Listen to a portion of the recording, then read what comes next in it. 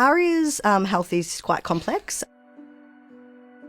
She was born with a condition called Pierre Robin Sequence, so that meant that she had a small jaw and upper airway issues. In the first couple of years of life, that means children may need breathing support and may have hearing and speech and language and feeding difficulties as well. At 13 weeks, they decided that Aria was going to go for jaw surgery. I remember it so clearly, not quite understanding what they were telling me. She had had a stroke. It was just not something that obviously I was expecting.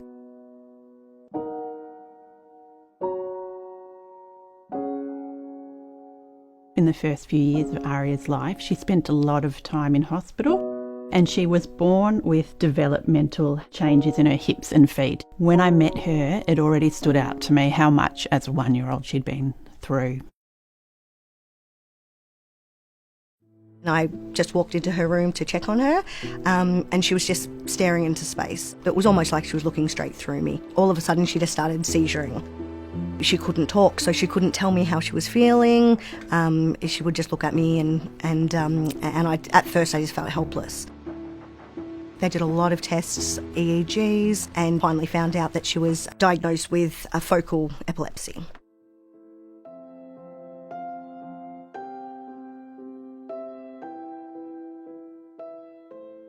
We also found out that Aria had hip dysplasia as well. Hip dysplasia is the abnormal formation of the hip.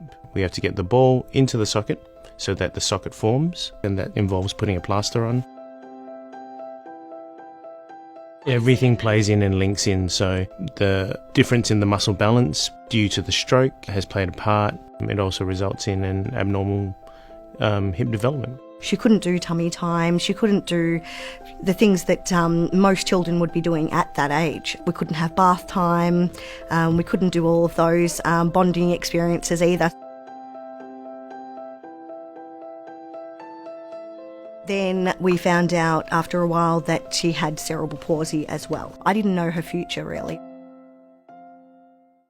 We were told at a young age that there was a possibility that Aria may not be able to walk. We needed to restore her mobility.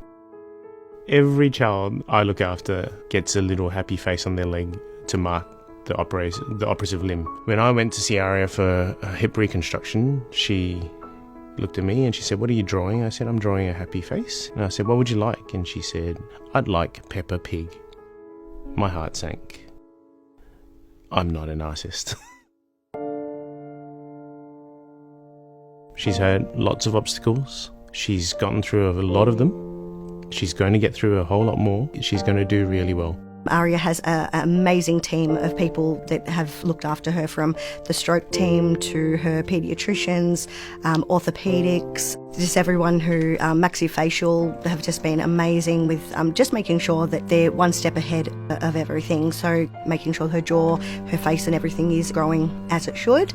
It's been nice over time to see Aria spending less time in hospital, less time in plaster casts and more time at home and freer to move around.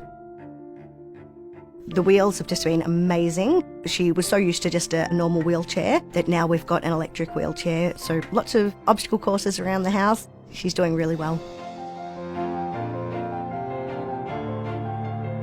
With her determination and her strength, she's just running with it.